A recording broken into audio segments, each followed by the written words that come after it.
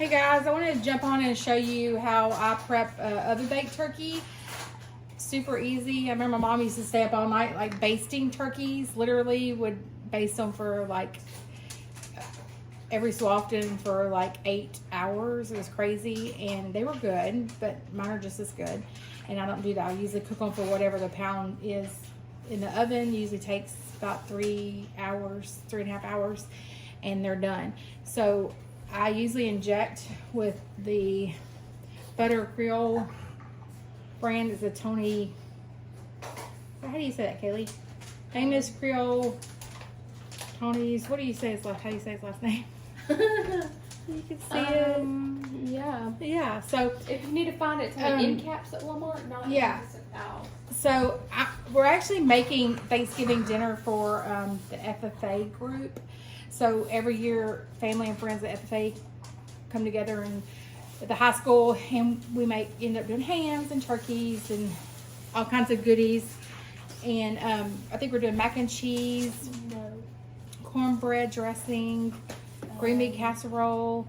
So basically what we do, a lot of it's what we do for Thanksgiving here. So I'm just doing it for them. So anyways, so I just get the injector, and it comes with the injector, get the marinade, and I just literally put it all over the turkey in different areas.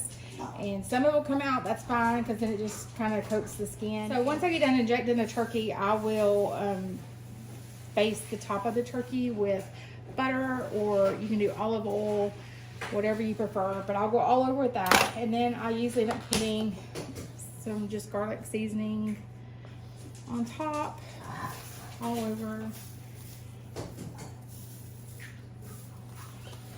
And then I like Italian seasoning on mine, so I'll put some Italian seasoning. Some people like eating the skin. I don't eat the skin, but Kaylee's like, I do. So I end up saving it, and I put it in the pan once I cut it up for the dinner at the school.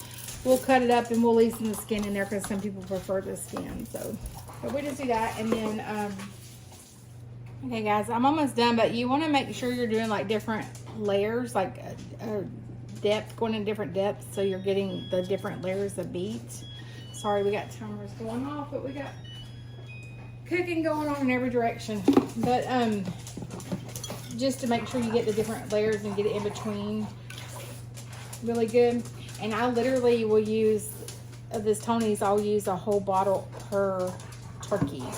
Then when I'm done, I'll just add a little bit of water, not much, because it will create water in the cavity to keep moisture in there, and then around the edges, just a little bit, maybe like a half a cup to a cup is all it takes, because it will create a lot itself. Cover them with aluminum foil, and then I'll cook them, like I said, depending on how much they weigh, in the oven.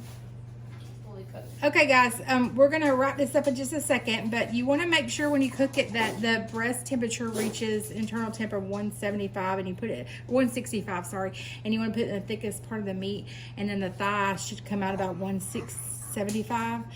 And then I actually will pull them from the oven and keep them wrapped up and everything in aluminum foil for an additional hour before I even touch them, and that gives them additional time to rest and continue cooking.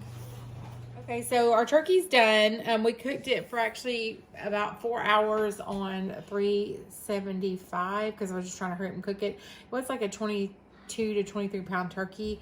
So, but it is done, and you can see it's really juicy.